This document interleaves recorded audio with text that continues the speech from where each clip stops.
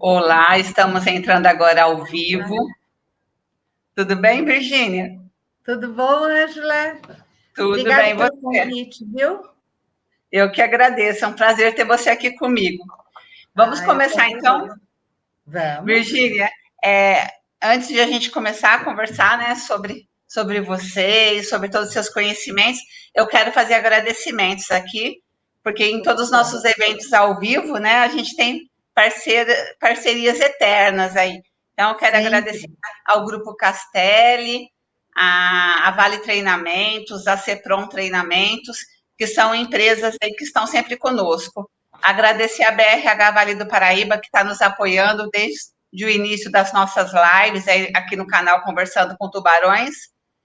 E agradecer a todos os nossos parceiros, né? A Natália Bendini aí, que dá apoio no visual, do layout, né? Que ela trabalha com marketing. A todos os nossos parceiros de uma forma geral, então, né? A Employer Tudo do RH. Inclusive, Virgínia, nós vamos fazer um feirão do empregos, Ah, de é? emprego. É, agora para o início de maio, a gente vai ter um mega feirão de empregos aqui para movimentar as vagas do Vale do Paraíba. A Employer está organizando junto com o BNE, né, Banco Nacional de Empregos, e eu estou entrando como apoiadora aqui para divulgar o evento. Vai ser sensacional. E, em especial, eu quero agradecer a BRH Vale do Paraíba, né, a Carolina Mello da Milclean, por estar sempre nos apoiando, o Laírton lá da BRH, né, que faz todas as nossas conexões, nos apoia. É um prazer ter todos eles conosco. E, Virgínia, começando agora oficialmente a nossa live, me conte sobre você, me fale um pouquinho sobre quem é Virgínia Machado. Vamos lá.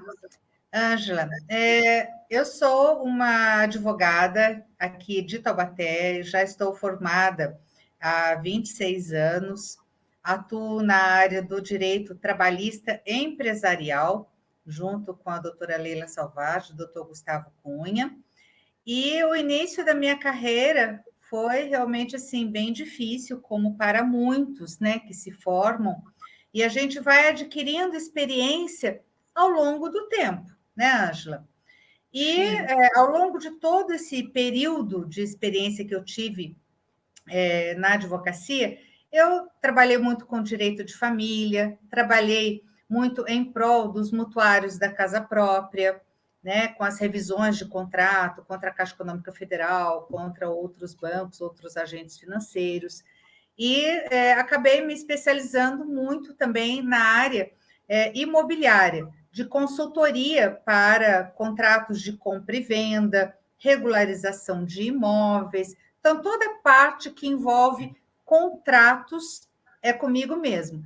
E contrato no direito do trabalho é uma das principais ferramentas que qualquer empresário deve levar em consideração logo no início, quando pensa em abrir uma empresa, né, Ângela? Então, Sim. eu consegui, assim, trazer toda essa gama de experiência, a gente vai somando, porque conhecimento é poder, é dinheiro, é saúde, é movimento, né? E o conhecimento, ele acaba se exponencializando. Então, foi isso que eu percebi ao longo da minha carreira. A gente adquire um conhecimento aqui, outro ali, outro acolá, junta tudo, aprofunda, faz milhares de cursos, porque conhecimento não cai do céu, né, Ângela? E aí a gente acaba, porque você acaba vendo que várias matérias do direito, elas se juntam. Então, você fala, por exemplo, direito contratual, né? Lógico, então, a gente traz para a esfera trabalhista, o direito contratual tem praticamente as mesmas regras, com algumas especificidades, né? Você leva para a área de imóveis, você vai encontrar algumas especificidades, mas a matéria central é a mesma, então você acaba agregando conhecimento com todos os estudos que você faz. Eu sou muito curiosa, gosto muito de estudar. Falando em estudar, né? As pessoas acham que nós temos sorte, né, Virgínia? É para E rir? você, eu não, eu ouço sempre, nossa, Ângela, como você tem sorte, né? E eu levei, no mínimo, aí 4 anos para começar a ficar reconhecida no mercado de trabalho. E Sim. você, Virgínia, quanto tempo levou para ter esse reconhecimento, esse sucesso todo que você tem até hoje? Ai, Ângela, foi uma construção. Eu digo que o sucesso ele é construído passo a passo, porque, como eu falei, não cai do céu. Você acaba estudando bastante e eu acabei tendo uma visibilidade maior como advogada, porque eu comecei a trabalhar em prol dos mutuários da casa própria, acho que foi em 2000. E aí eu fui convidada para participar de muitos programas de rádio, de televisão, para falar especificamente sobre esse assunto. Aqui de Taubaté até o Vale Histórico não tinha mais nenhum advogado que fizesse aquele trabalho que eu estava desenvolvendo. E aí foi onde eu descobri, inclusive, essa habilidade que eu tenho de falar, mas ela sempre me incentivou muito a leitura e eu sempre gostei muito de escrever, sempre ela me exigiu uma dicção correta, né? E vamos dizer assim, uma verbalização muito correta, né? Como educadora. Então, eu acabei trazendo isso para os meios de comunicação. Tanto que agora eu acabo tendo um programa só meu, né, Ângela? Que você. É isso que eu ia perguntar agora. Sobre, né, você. Tudo que você faz, eu admiro muito, Virgínia, porque você busca fazer com perfeição. Né, e você realmente se entrega.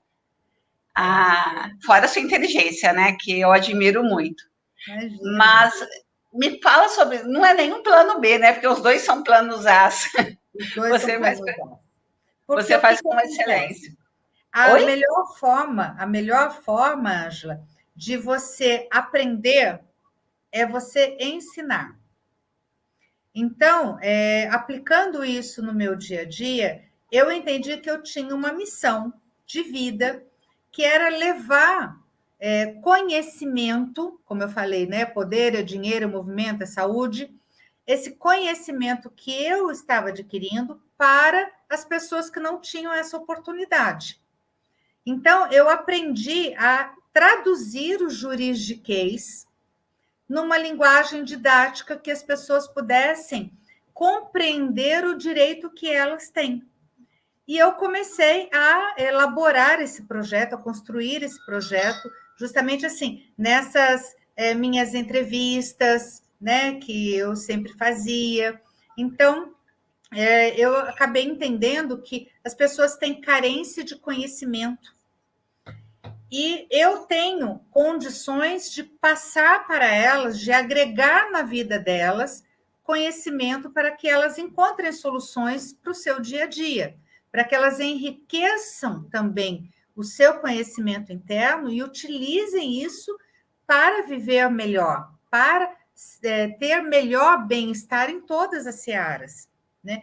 E aí foi onde eu ganhei um programa só meu e eu entrevisto agora pessoas que também querem compartilhar conhecimento para ajudar outras pessoas. Como que é o nome do programa e qual canal, Virgínia, para todo mundo conhecer? Vamos lá, é Programa Viva Vida com Virgínia Machado. Tem no YouTube, mas tem que colocar tudo. Programa Viva Vida, Virgínia Machado. Lá no YouTube você vai encontrar todas as entrevistas que eu já fiz. E passa também toda sexta-feira, 19 horas, no canal 8 da NET, que é a TV RVC. É muito legal, porque aí é Sim. divulgado na TV, depois vai para o YouTube da TV e depois vai para o YouTube do programa Viva a Vida. Falando em YouTube, Virgínia, aproveitar para falar que eu vou subir todas as palestras que eu já fiz no canal Conversando com Tubarões para o meu YouTube também. Então, quem Ai, quiser que assistir no maravilha. YouTube, vai estar lá. Né? Muito Não é um bom. canal que eu uso muito, mas que eu pretendo começar a usar. E o seu vai Então, subir hoje, à noite. o meu YouTube, ele começou pequenininho, né? Mas você vê como é que as pessoas gostam. As pessoas dizem que no YouTube só tem, vamos dizer assim, diversão, né? E que as pessoas que têm canal no YouTube só fazem sucesso se fizerem se forem divertidas. Eu entendo que as pessoas querem, sim, adquirir conhecimento de qualidade. O meu YouTube, acho que agora já deve estar com 12.300 seguidores, mais ou menos, né? Olha que Então, maravilha. você vê que tem um vídeo lá, inclusive, que fala sobre uso capião, tem acho que quase 350 mil visualizações. Porque justamente eu consigo transmitir para as pessoas um conhecimento que elas precisam, né, para valorizar o seu imóvel, por exemplo, de forma didática. Então, eu tenho muito prazer em compartilhar aquilo que eu sei. Inclusive, tem 2 entrevistas comigo lá no YouTube, né? Quem quiser assistir, tá lá. Boa. Isso mesmo. Tem uma aqui Eu, no escritório e tem uma lá nos estúdios da TV, né? Muito sim, 2 legal. excelentes entrevistas. A última eu gostei Imperdível. muito. Mas, Imperdível. Tudo Virgínia, ótimo, né? voltando assim para as áreas mais específicas, né, do direito empresarial e trabalhista, Sim. né? Como que nós classificamos hoje o Covid em relação a doenças? Então, a Covid, na verdade, Ângela, ela não é, a priori, né, vamos dizer assim, de início, ela não é considerada doença do trabalho, tá? Nós tivemos a MP 927, lá de 2020, né, que dizia especificamente que não era doença do trabalho, salvo se o empregado comprovasse o nexo de causalidade, ou seja, que ele pegou a Covid lá no ambiente de trabalho. Aí o STF, ele, na verdade, julgou inconstitucional, acho que era o artigo 27, se eu não me engano, da MP 927. E logo depois a MP também perdeu a sua validade, porque ela não foi convertida em lei. E aí os tribunais enlouqueceram. Então, o que, que Imagina. acontece? A gente sabe, por exemplo, que dependendo do risco da atividade, é presumido que a Covid foi adquirida, foi contraída no ambiente de trabalho, porque é um ambiente propício a isso. Por exemplo, hospitais, laboratórios, né? Então, são atividades específicas e cujo risco faz parte da própria atividade. Porém, num ambiente normal de trabalho, por exemplo, num escritório, né? Ou, sei lá, uma atividade que não seja essencial. Se o funcionário contrair a Covid-19, vai ter que fazer a prova de que contraiu naquele ambiente de trabalho. O nexo de causalidade, que é essa circunstância, esse liame, né? Essa ligação entre o fato e a causa, é o empregado que vai ter que fazer. Veja bem, os tribunais já estão, alguns tribunais, algumas decisões, já estão trazendo esse ônus da prova, né? Que é a obrigação de provar, para o empregador. Aí a empresa é que vai ter que demonstrar que tomou todos os cuidados de distanciamento, de higiene, de álcool gel, de uso obrigatório de máscaras e tudo mais, para se safar aí de uma condenação. E o que seria essa condenação? Tá? Se o funcionário ficar comprovado, através de perícia, por exemplo, não sei se vocês leram, a JBL, frigoríficos, foi condenada, né, inclusive a pagamento de indenização por dano moral a um funcionário que contraiu a Covid-19, porque ficou comprovado que não tomava os cuidados de distanciamento, aglomerava funcionário, não exigia, né, uso de máscaras, álcool gel, higiene e tudo mais. Então, veja bem, se ficar comprovado, vai ter que emitir a CAT, que é a comunicação de acidente de trabalho, porque, na verdade, é um acidente de trabalho. E qual a consequência da emissão da CAT? O funcionário, ele vai ter estabilidade provisória por 12 meses, a partir do momento que ele tiver alta do INSS, porque ele vai receber o auxílio-doença acidentário. Não vai ser o auxílio-doença comum, e sim o auxílio-doença acidentário. E vamos dizer que esse funcionário venha a óbito, ou que ele fique com sequelas que tragam para ele uma incapacidade para o trabalho, de forma parcial ou total. A empresa provavelmente vai ser condenada ao pagamento de indenização à família, vamos dizer que veio a óbito, né? Indenização à família, indenização por danos morais à família, e até uma pensão mensal vitalícia. Entendeu? Então, é muito sério. Agora, em época de Covid-19, as empresas precisam se estruturar, precisam fazer um planejamento estratégico para que não sofram aí condenações na esfera trabalhista, como essas que a gente está aqui, né, está conversando. Então, é muito importante que esse planejamento seja feito de forma estratégica e preventiva. E aí eu digo para você que, em época de novo normal, as empresas não podem ficar trabalhando com o desconhecido, Ângela. Porque o desconhecido traz insegurança jurídica e traz prejuízo, traz passivo trabalhista real. Então, a melhor, vamos dizer assim, o que a gente pode sugerir e orientar as empresas é que elas busquem traçar um projeto de prevenção jurídica, contratar uma consultoria jurídica preventiva. Não só utilizar o advogado como bombeiro para apagar incêndio, quando já tem a ação trabalhista em andamento, já recebeu a notificação, né, para se defender de uma possível ação trabalhista. Mas evitar essa judicialização dos problemas, evitar as questões trabalhistas, porque aí ele vai economizar. E não é economia o que todas as empresas estão precisando nessa época? Então, sim, o esse mesmo vale, Virgínia? Oi? O mesmo vale também para políticas de home office? Sim, sim. Por exemplo, home office, você tem que ter muito cuidado, porque o funcionário em home office já tem algumas questões sendo levantadas com relação à saúde mental desse funcionário. Sim. Já tem questões voltadas à ergonomia. Então, o home office é diferente do teletrabalho.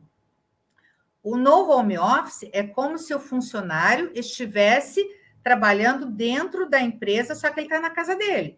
Tem todos os direitos e deveres. Ou seja, existe a questão do controle de jornada, todos os equipamentos, inclusive a cadeira ergonômica, a mesa e tudo mais, tem que ser fornecida pelo empregador. Todas as questões do acidente de trabalho, por exemplo, também são levadas em conta. Então, assédio moral, até o assédio sexual, né? Por que a gente não vai ter assédio sexual virtual? Lógico que existe. Então, todas as questões que têm que ser prevenidas no ambiente da empresa também têm que ser transportadas para o home office. Isso é muito importante. As pessoas acham que porque está em home office, o empregado fica por conta dele. Não é assim. Ele continua sendo responsabilidade da empresa. Olha, então é diferente de teletrabalho? Muito diferente. O teletrabalho não tem controle de jornada, Ângela. O teletrabalho pode ser que o equipamento, por exemplo, quem tem que fornecer é o próprio funcionário. Ou a empresa fornece, mas desconta do salário dele. Ou eles fazem um acordo para cada um pagar a metade do valor. Então, essa questão do home office e do teletrabalho, o teletrabalho, ele tem lei específica para isso, né? Com a reforma trabalhista, nós vemos aí o teletrabalho já com algumas normatizado. O home office não é normatizado. O home office é como se fosse dentro da empresa. Só que a responsabilidade, eu entendo que a responsabilidade do empregador é até maior, porque foge um pouco do poder de fiscalização que ele tem. Então, ele tem que ter, na verdade, um trabalho redobrado, um cuidado, né, uma cautela redobrada com os seus funcionários. Certo. Virginia, eu estou vendo que nós estamos com alguns comentários. Eu gostaria de avisar quem está fazendo comentários, se houver alguma pergunta, que nós não vamos responder ao vivo, mas que eles podem deixar as perguntas, né? Que depois, se tiver alguma especialmente para você, eu te passo, para que você possa fazer contato. Tá, Virginia, falando de teletrabalho, home office, né? O que você pode nos falar também dentro da empresa, né, sobre adicional de insalubridade e uso de EPIs? Então, o adicional de insalubridade, na verdade, ele é um salário que agrega, né, no salário normal do empregado, vamos dizer assim, né, transportando uma linguagem bem simples. Então, veja bem, ele só vai existir o adicional de insalubridade se aquela atividade for considerada insalubre, né, na lista lá do Ministério do Trabalho e do Emprego, e se houver uma perícia naquele ambiente dizendo que aquele ambiente é insalubre, ok? Então, tem os dois requisitos. A empresa só vai agregar o adicional se houver. Eu até tomei aqui o cuidado de trazer para nós algumas súmulas, né? Que a gente já tinha visto que isso era bem importante. Olha só o que fala a súmula 80 do TST. A eliminação da insalubridade mediante fornecimento de aparelhos protetores aprovados pelo órgão competente do Poder Executivo exclui a percepção do respectivo adicional. Então, o que a gente pode perceber aqui? O adicional de insalubridade, ele só será pago se aquela nocividade do ambiente de trabalho não for contida ou eliminada pelo EPI. Havendo entrega do EPI, em tese, acaba a insalubridade. Correto?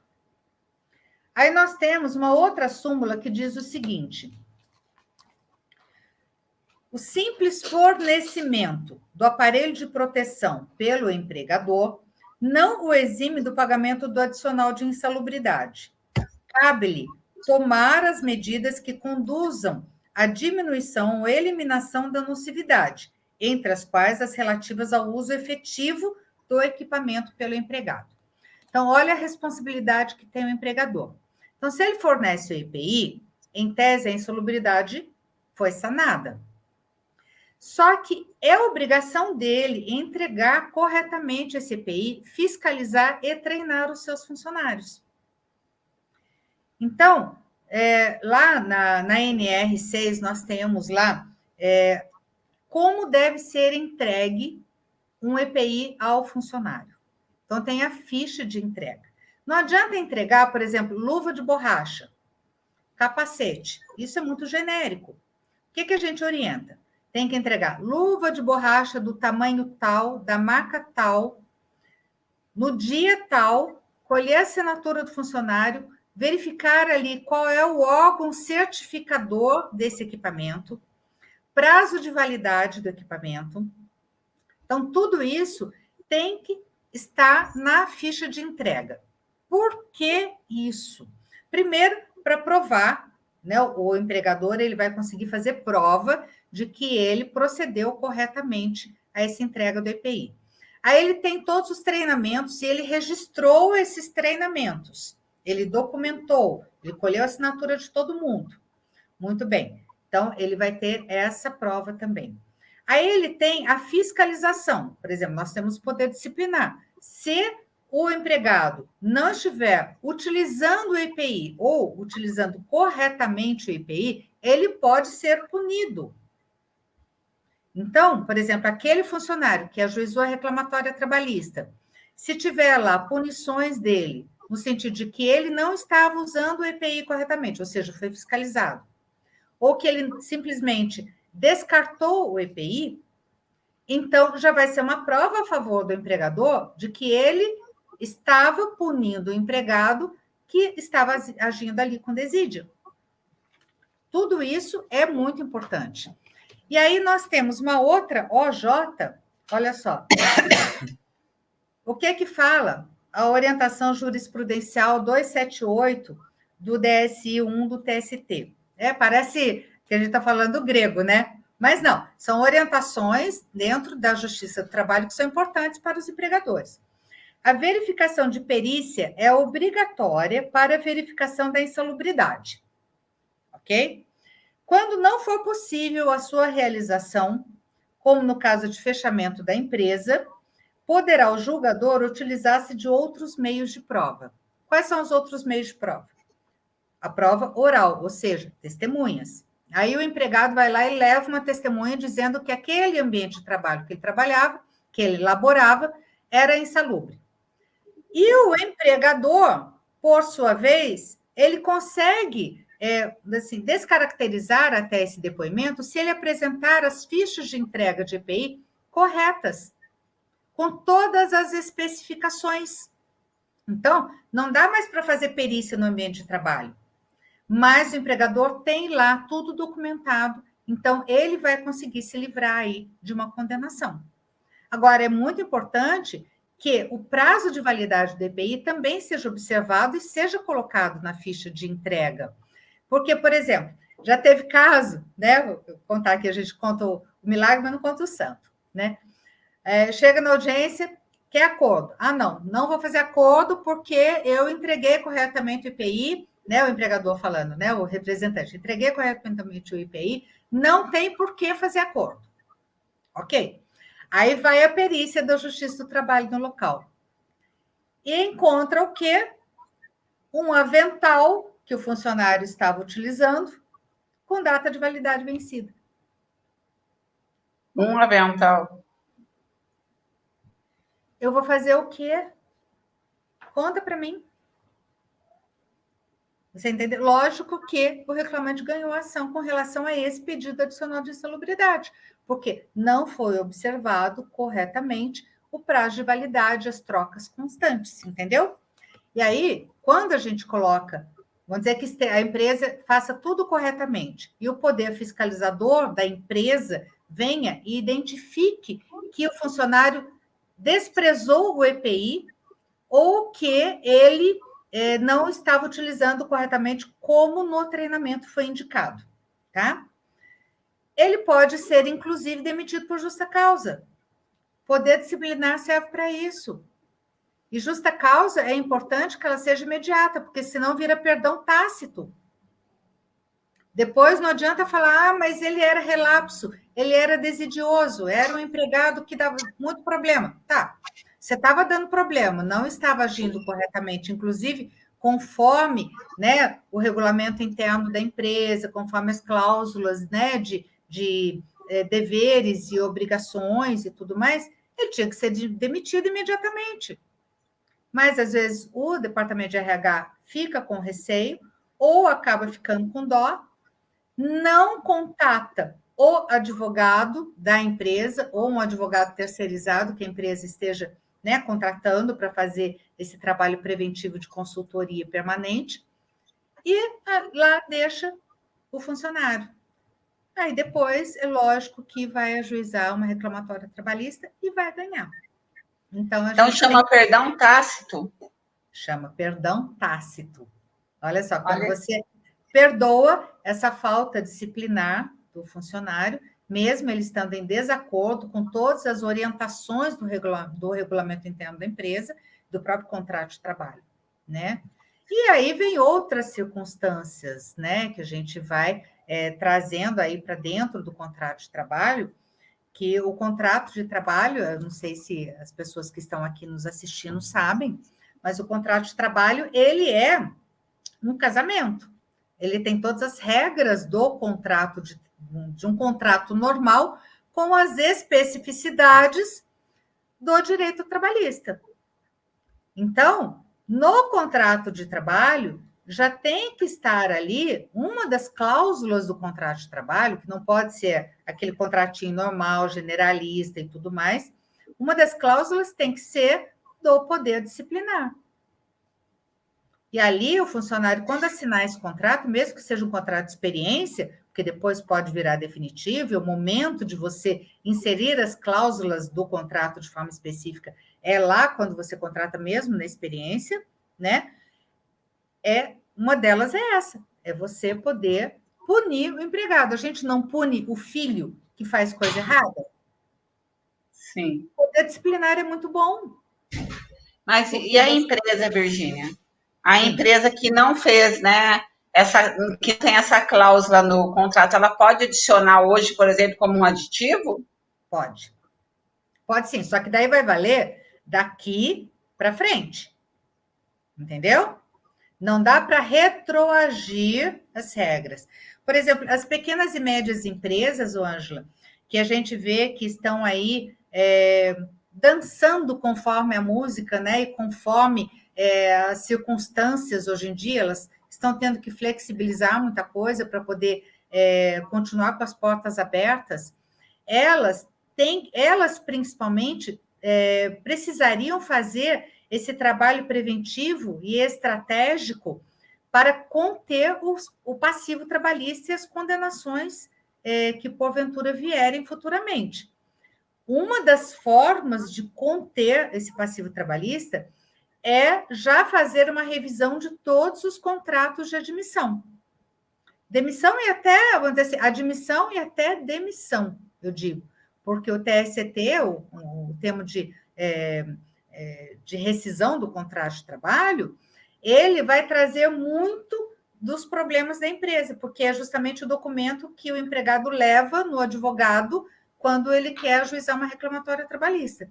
Se não estiver em conformidade com a legislação, ali o TST, é uma porta aberta, porque aí o advogado trabalhista do reclamante, ele vai começar a desfiar o novelo.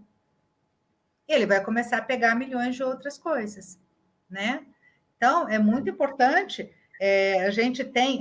e uma coisa bem legal sobre o adicional de insalubridade é que a base de cálculo dele é um salário mínimo. Você sabia disso? Não, explica. É um salário mínimo. O funcionário pode ganhar 10 mil.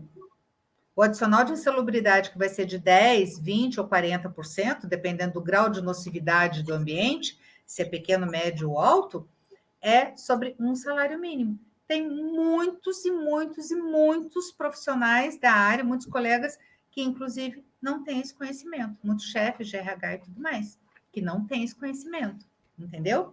Então, muitas empresas acabam pagando o adicional de insalubridade sobre o valor total do salário daquele empregado, quando não deveria. Sim. É apenas não sobre sabia. Não é minha área dentro do RH, mas eu não sabia. Para mim foi surpresa agora. Então, conhecimento é poder e é dinheiro. É dinheiro, principalmente, porque eu conheço muita empresa aí pagando sobre altos salários a insalubridade aí. Não, o adicional de insalubridade é apenas sobre um salário mínimo. Quer ver? Ó? Aqui, ó, eu tenho aqui a súmula 228 do TST. O percentual do adicional de insalubridade incide sobre o salário mínimo. Tem uma súmula que fala sobre isso. Olha, surpresa mesmo. Acredito que muitos RHs que estão nos ouvindo ou que vão ouvir aí posteriormente, porque a nossa live vai ficar aí no ar. Sim, o adicional de insalubridade, ele integra o salário para todos os fins legais. Então, sobre um salário mínimo, vai ter que recolher todas as verbas trabalhistas. E numa eventual rescisão de contrato também, né, sobre as verbas rescisórias. Porém, e ele é um adicional que ele pode ser retirado a qualquer momento. Ele não integra o salário. A hora extra, a gente sabe que integra o salário e se houver aí um prazo superior, né, a um ano ou pelo menos mais de 6 meses. Aí tem que acabar indenizando para poder retirar as horas extras que já estão, né, comumente incorporadas aí ao salário. mas o adicional de insalubridade não, porque o que se vê é a saúde do empregado. Se aquele ambiente não estiver mais insalubre, é bom para ele, é bom para a saúde dele. Então, mais do que depressa, tem que ser realmente excluído. Então, ele Olha não só. integra, ele não E daí integra. você entraria na minha outra pergunta, né? Com a importância de um contrato bem elaborado, com o apoio de uma assessoria jurídica. Ah, sim. O contrato, na verdade, Ângela, ele vai ter que conter algumas cláusulas, assim, muito. Tem que ser construído, na verdade. Porque o que acontece? Às vezes, o empregador chega para o consultivo dele e acaba querendo fazer contrato na esfera civil com alguns empregados. Ah, não, ele é PJ, ele é MEI, e eu quero contratá-lo, né, como MEI. Então, você tem aí uma relação civil de PJ com PJ, ok? Sim. Só que você vai ver, tem todos os vínculos de um contrato de trabalho. Tem subordinação, tem habitualidade, tem ali uma série de outras circunstâncias que a gente analisa e a gente vê que aquele não é um contrato civil. É um contrato de vínculo de emprego. Então, aí o que a gente fala para esse empregador? Olha, eu vou te orientar que isso não está correto e pode te trazer uma condenação trabalhista de grande monta. O risco é altíssimo. Ah, mas eu quero. Muito bem. Então, você vai fazer, mas você vai fazer sabendo do risco. Por quê? Porque a Justiça do Trabalho está careca de ver isso acontecer. O juiz não é bobo. O juiz vai olhar aquilo, ele vai ver que aquilo é uma relação de emprego e ele vai anular esse contrato.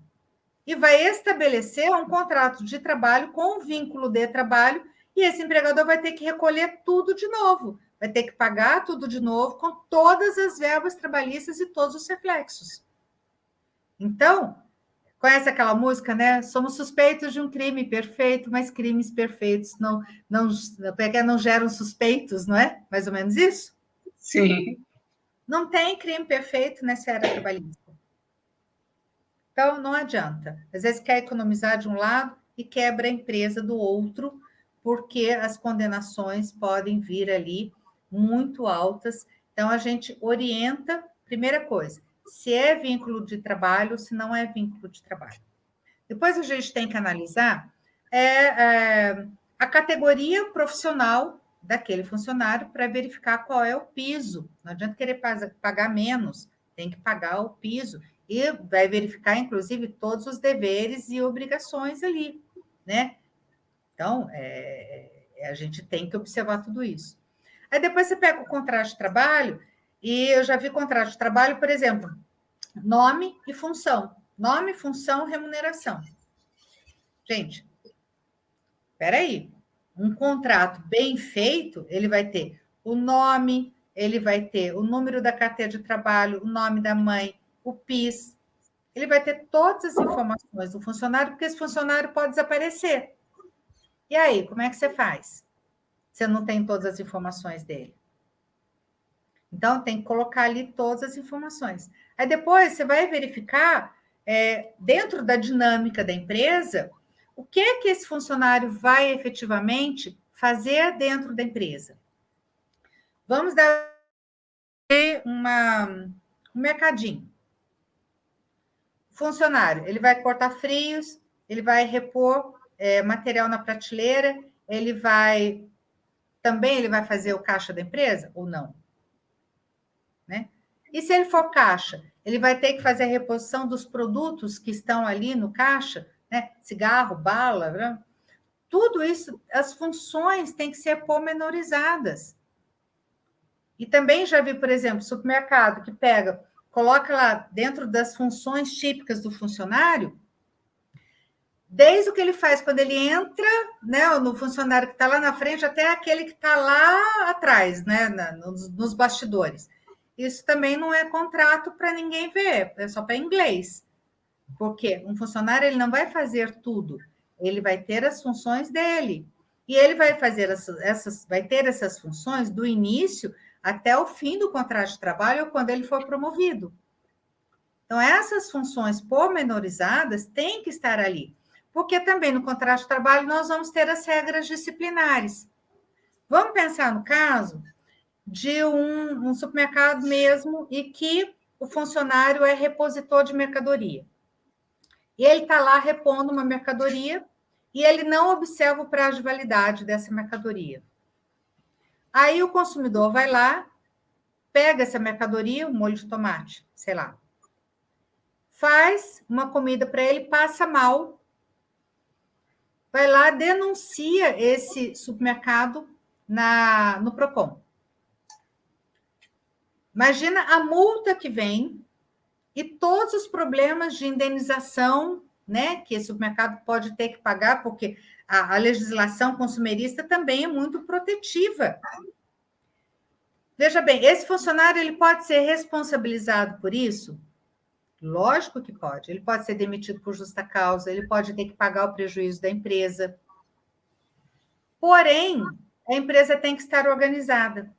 Para descontar do salário dele o que ele causou de prejuízo para a empresa, primeiro, tinha que ter lá no contrato de trabalho, lá atrás, que ele autorizava o desconto em folha de pagamento de várias circunstâncias, uma delas, né, pensão alimentícia,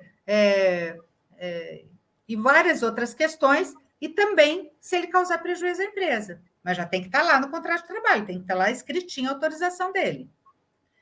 Tá, então eu posso descontar dele, mesmo que seja parceladamente, um percentual do salário dele para pagamento desse prejuízo que ele causou à empresa. Ok. Mas a empresa tem como provar que era ele que estava naquele dia, naquele horário, naquele balcão fazendo a reposição de produtos?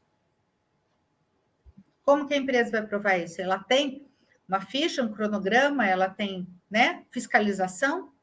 Ela é organizada? Então, se a empresa não tem, ela não pode puni-lo porque ela não vai ter certeza, porque não ficou documentado. Se a empresa tem tudo isso e tem regras disciplinares já escritas, seja no regulamento interno, seja no próprio contrato de trabalho, vai poder sim aí descontar do salário dele e puni-lo, inclusive com justa causa. Então, além do contrato, é interessante ter um regulamento interno e um código de conduta. Sim, muito importante. Veja bem, a empresa que tem um código de conduta, que é um regramento de convivência, né? Ali, que abarca desde o funcionário mais humilde até a diretoria, ela vai agregar valor aos seus produtos e serviços, principalmente quando ela quiser contratar com outras empresas que exigem esse tipo de postura. Uma multinacional, ou empresas que já existem, um poder público, licitação. Então, ela tendo um código de conduta, ela, em tese, né, que esteja ali de acordo com a missão, valores, né, e visão da empresa, com, vamos dizer assim, os valores éticos da empresa, e que tenha fiscalização, né, porque não adianta ter código de conduta, não ser fiscalizado, não ter treinamento, vira letra morta, né? Mas ela vai agregar valor ao seu produto, ao seu serviço, diante de outros contratos, o segmento que atua, vai ter, vamos dizer assim, mais moral, né? Vamos traduzir dessa forma. E o regulamento interno, por sua vez, ele, olha para você ver a importância do regulamento interno, porque ele traz orientações para os funcionários. Vamos pegar uma empresa de transporte, né, de fretamento. E em caso de colisão com veículos de terceiros, no regulamento interno já está descrito que tem que imediatamente chamar ali o gerente de tráfego. E que tem que tirar fotografias. E que tem que fazer boletim de ocorrência. Então, tudo isso já está ali escrito. Vamos dizer que seja um alagamento. No regulamento interno, a recomendação, a orientação é não atravessar ruas alagadas. Se o motorista atravessa a rua alagada, mesmo assim, causa um prejuízo de R$50 mil para a empresa, porque acabou trazendo ali, né, um prejuízo imenso com a perda do ônibus, que é tudo muito caro, ele pode ser demitido por justa causa. Agora, no regulamento interno, talvez também tenha que colocar a questão da sindicância interna. Vamos voltar aqui para o caso do acidente de trânsito, caso de colisão.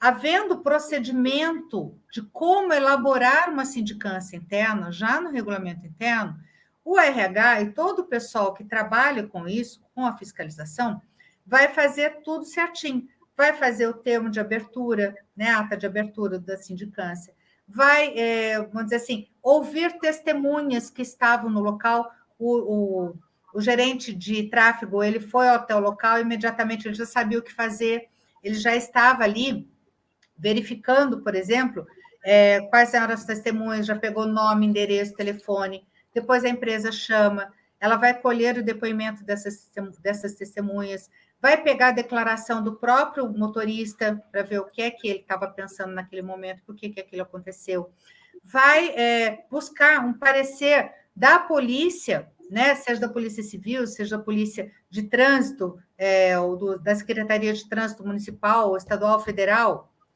para dar um parecer sobre aquele acidente. Aí ficou detectado que houve realmente dolo do motorista, ele teve a intenção de prejudicar a empresa. No parecer final, vai estar ali como definição, né, que ele tem que ser demitido por justa causa. Aí ele vai na Justiça do Trabalho, o empregador tem toda essa documentação para apresentar e justificar essa demissão por justa causa. Entendeu? Tudo isso tem que estar dentro do regulamento interno. Então, o regulamento interno é como se fosse um mapa de direitos e deveres de como os funcionários devem se comportar, cada um na sua função. Lembra que lá no contrato de trabalho eu falei sobre a especificação de cada função? Primeiro, que o clima de trabalho vai ficar melhor, porque ninguém vai ficar achando que está fazendo serviço do outro. Não, quando eu fui contratado, eu já sabia o que eu tinha que fazer. Segundo, que já vai estar delimitado e orientado o que é que tem que ser feito. Então, você junta o contrato de trabalho, está aqui, junta com o regulamento interno, está aqui. Junta os dois, você tem um ambiente de trabalho muito mais harmônico. As pessoas já sabem como elas devem proceder em todas as circunstâncias. Porque o advogado consultivo é engraçado, porque ele só pensa em desgraça, né? É a nossa obrigação. Claro, tem que antever tudo, né? É a nossa obrigação. A gente tenta evitar ao máximo a judicialização das questões. Então, a gente sempre tem que pensar no pior e antever, prever e já encontrar uma solução antecipada. Inclusive, Virgínia, você está falando aqui, eu estou pensando. Eu sempre oriento quando algum cliente meu faz business coaching, né, que é para negócios, se ele for estabelecer uma parceria ou se ele for estabelecer uma sociedade, que ele coloque nesse contrato de sociedade as atividades que cada um dos sócios vai exercer, para que não haja mal entendido depois.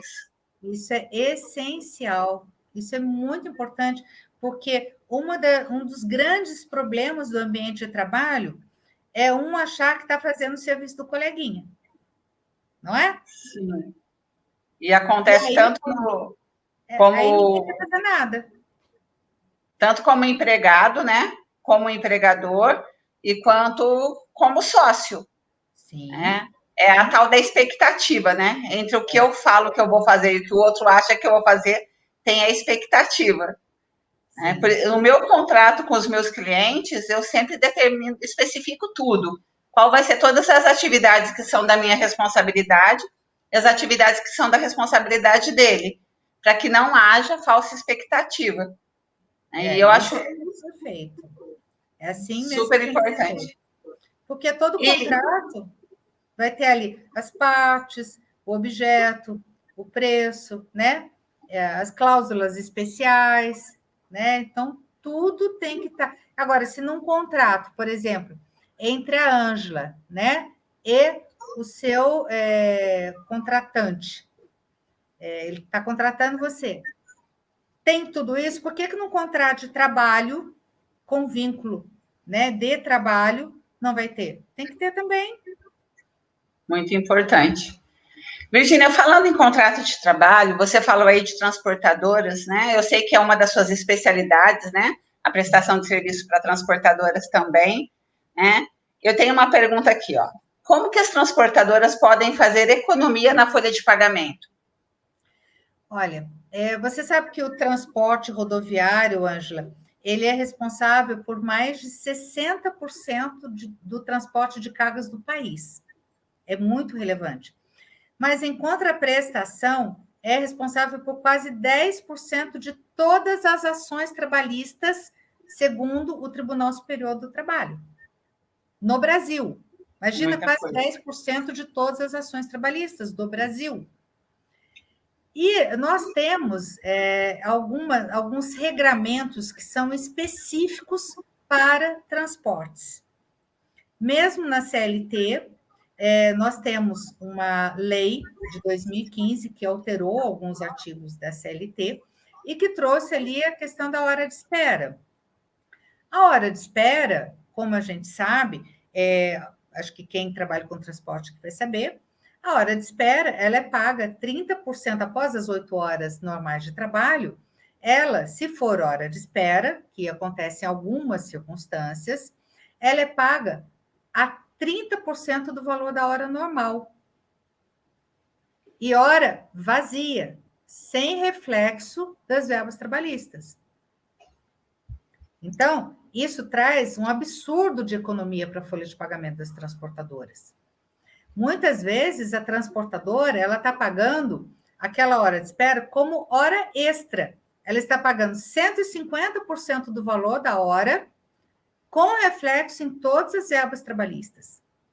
Quando, na verdade, deveria pagar só 30% sem reflexo nas horas trabalhistas, como hora vazia. E muitas vezes a transportadora até sabe que existe isso, implanta, mas implanta de forma errada. E aí depois a Justiça do Trabalho vem, descaracteriza, e ele vai ter que pagar 2 vezes. Ele pagou 30% da hora vazia e depois ele vai ter que pagar como 150% de hora cheia, porque não implantou corretamente. Então, a gente sabe que administrar realmente uma transportadora é um grande desafio, né? Mas quando a gente implanta corretamente a hora de espera, né? Que existem algumas ferramentas para a gente estar implantando corretamente, que tem tudo certo, né?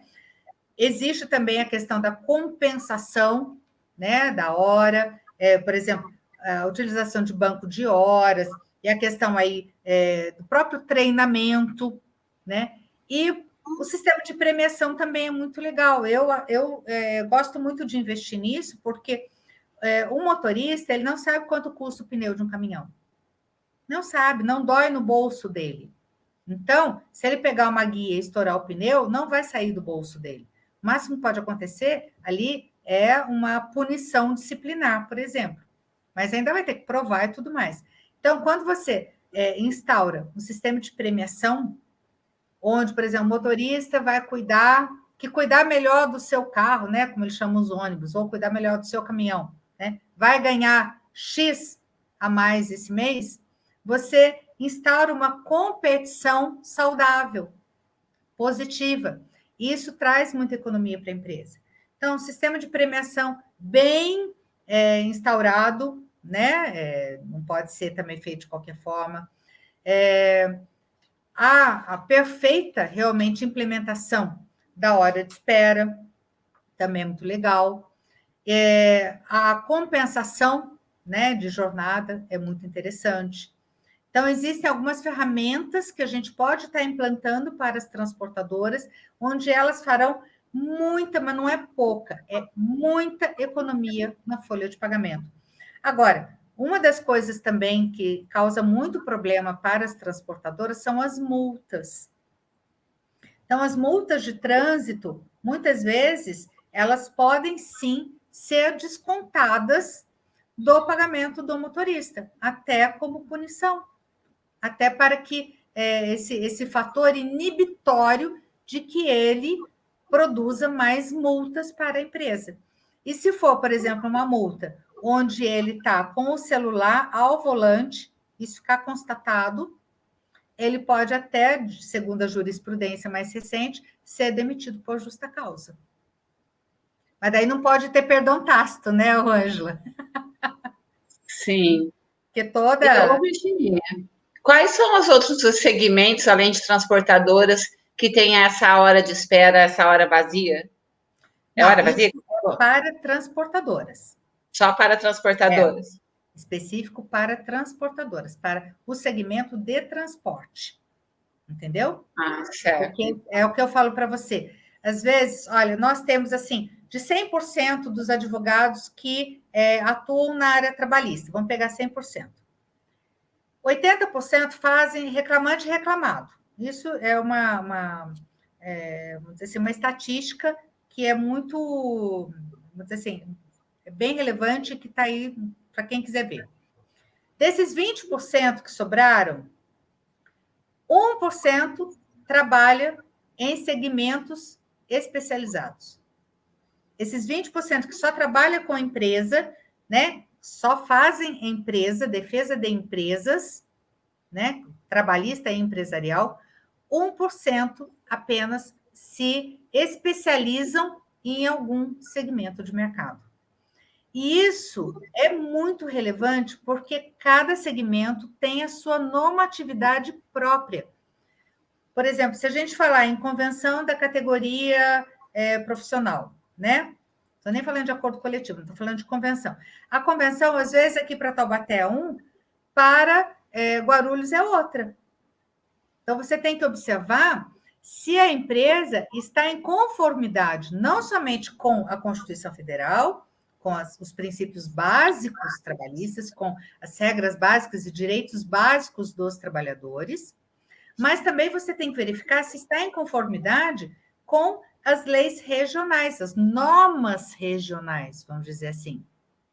E além de estar em conformidade com as normas regionais, se estão em conformidade com a jurisprudência mais recente sobre aquele assunto, com as normas específicas sobre aquele assunto. Por exemplo, um hospital vai ter normas específicas para ambientes hospitalares.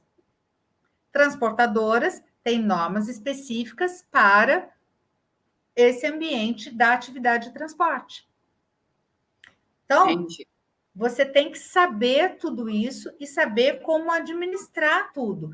E, com segurança jurídica, levar ao seu cliente o melhor que ele puder fazer com economia.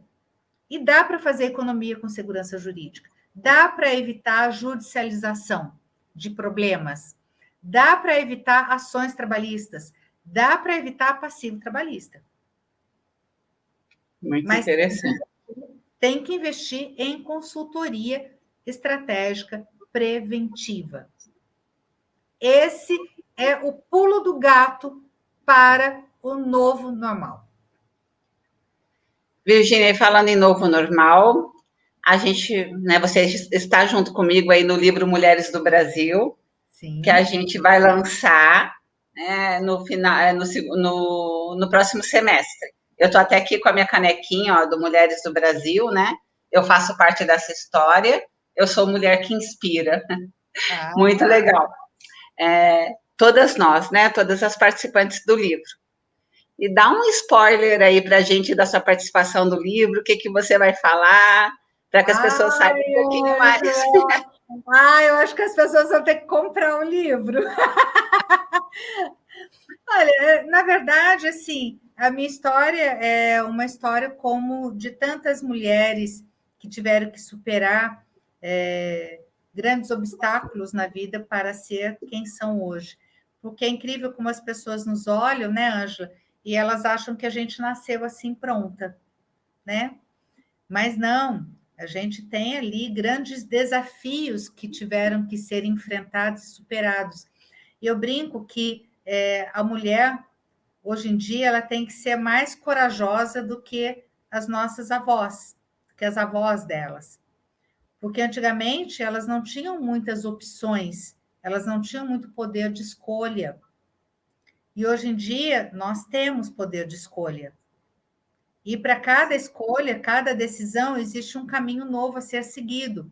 E esse caminho novo é desconhecido. E o nosso cérebro odeia tudo que é desconhecido. Por isso que todo mundo vive na zona de conforto. Porque o desconhecido realmente traz ansiedade e medo. Então, a gente tem que ser muito corajosa, sabe? A mulher, ela tem que ser uma personagem onde ela veste a roupa da coragem. E ser corajosa não é não ter medo de nada, porque isso é ser tolo, né, Ângela? Quem não tem medo de nada é tolo, porque o medo ele nos acautela, ele nos protege, né? Desde os nossos ancestrais primatas, eles já sabiam disso. Nosso cérebro está preparado para promover a nossa sobrevivência, a nossa procriação. Como? Nos protegendo, ele tem que proteger a nossa sobrevivência, a sobrevivência do ser humano. Então, ele traz para a gente o medo, que é um processo de proteção. Então, o medo ele é muito saudável. Só que o medo paralisante, aquele que está na nossa frente, porque o medo saudável é aquele que fica atrás empurrando a gente. O medo paralisante, ele fica na nossa frente, ele fica como um totem e fala: daqui você não passa. E aí, ou você decide ficar onde você está, ou você enfrenta esse medo. Então, para mim, ser corajoso é decidir qual medo você vai enfrentar. Todo dia você vai enfrentar um medo novo. E você vai enfrentá-lo e vai superá-lo e vai conseguir, vamos dizer assim, acabar com esse problema, vai encontrar uma solução e esse desafio vai ser superado. Então, todas nós mulheres superamos desafios e enfrentamos medos todos os dias. Comigo Todos não foi nós, diferente. né? Comigo não foi diferente. Né? Então, para hoje estar aqui sendo entrevistada pela Ângela Lima, né? Eu tenho uma trajetória, eu tenho uma história atrás de mim. E é isso que eu conto lá no livro. A minha história pessoal, a história, os meus valores, o que eu aprendi com os meus pais, porque meu pai era muito exigente, eu sou a primeira filha de um fazendeiro. Ele me criou feito menino, exigindo de mim uma postura para ser provedora, independente, inteligente, conquistadora, né? De estar realmente ali, não me deixando de fortaleza, de empoderamento. Minha mãe era, hoje, coitadinha, está doente, mas ela sempre foi uma mulher extremamente poderosa para a época dela, né? Que sempre enfrentou tudo que foi necessário. Então, ela me trouxe isso. E quando você fala, tudo que você faz é muito perfeito. Eu sou virginiana, minha mãe é virginiana. Então, você imagina uma virginiana ensinando outra filhotinha virginiana. Tinha que ser mais do que perfeito. E depois eu aprendi que a perfeição, às vezes, é até motivo de procrastinação, que a gente não pode também ficar ali, né, vamos dizer assim, refém do perfeccionismo. Mas a gente pode trabalhar com excelência. A gente pode pegar essa energia motriz do perfeccionismo e trazer aqui para a excelência, que é fazer com carinho e com amor o melhor que você puder com aquilo que você tem naquele momento.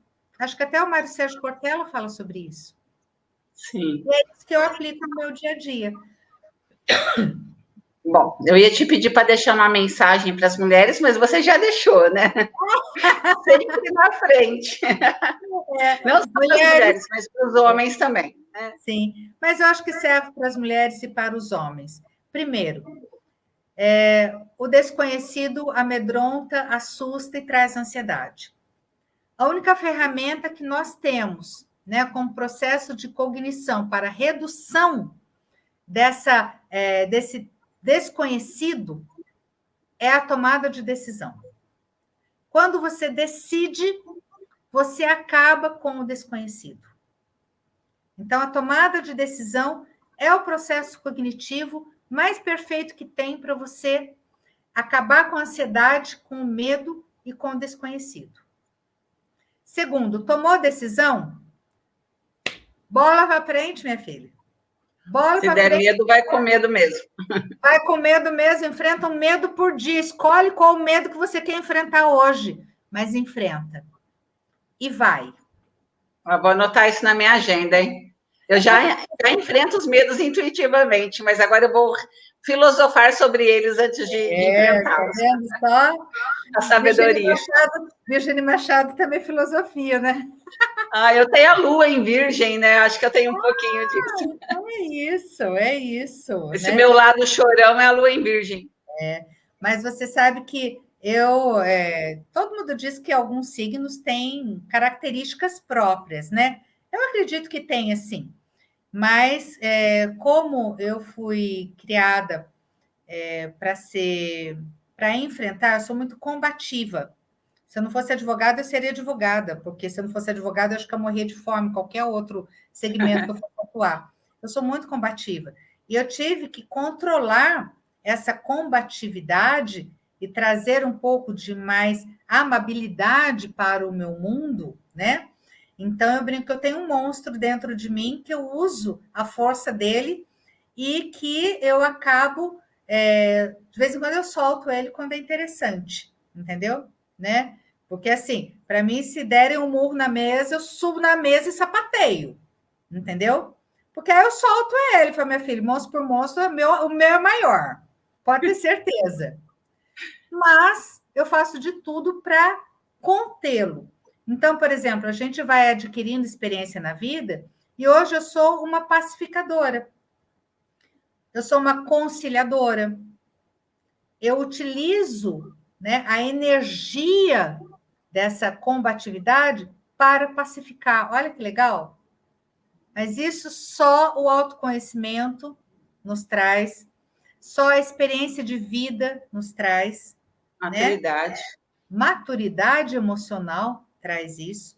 Então, hoje eu me sinto, lógico, que uma profissional muito mais completa, porque eu entendi que, como advogada, além da combatividade, que é natural, pode ser uma combatividade delicada, pode ser uma combatividade no sentido de fechar acordos, fechar contratos, mostrar a que vim, levar segurança para o meu cliente.